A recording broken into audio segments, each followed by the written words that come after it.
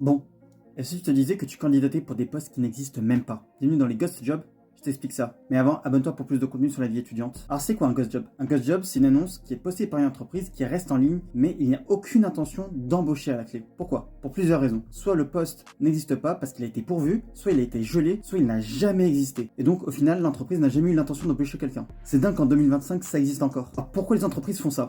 Pour plusieurs raisons. La première, pour constituer un vivier de talent, au cas où si une offre se déploie. Deuxième raison, pour faire croire qu'elle embauche, juste pour se donner une image. Et oui, on vous voit. Troisième raison, pour tester et comprendre le marché, quels sont les salaires, quelles sont les aptitudes à attendre, et surtout, quelles sont les compétences des gens qui postulent. Quatrième raison, pour rassurer en interne.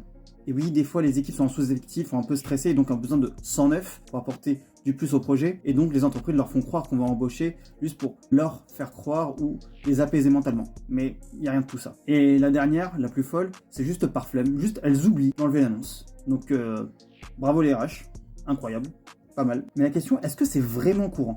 Eh bien oui, et même beaucoup trop. Parce que selon Greenhouse, il y a entre 18 et 22% des offres qui sont des ghost jobs, et ça peut monter jusqu'à 38% dans certains secteurs comme le bâtiment ou bien les services. Et la stat la plus folle, 30% des entreprises admettent d'avoir posté des offres qui n'existent même pas. On sait à quoi s'en tenir maintenant. Parce que derrière tout ça, ça engendre pour les candidats du stress, de la frustration, du temps perdu, de la perte de confiance en eux, mais aussi dans les entreprises, surtout un manque d'engagement cruel. Il y a à peu près entre 300 et 400 000 d'offres à pourvoir, mais avec ce genre de méthode, le nombre est complètement dilué. Le nombre est totalement surestimé. Les moyens pour se protéger contre ces ghost jobs, vérifier la date de mise en ligne, essayer de contacter en interne les RH ou bien les managers, et surtout vérifier si le poste est mis en ligne sur le site de l'entreprise. Et toi, est-ce que tu as déjà postulé un ghost job sans le savoir? Dis-le moi en commentaire et abonne-toi pour plus de contenu sur la vie étudiante. A plus!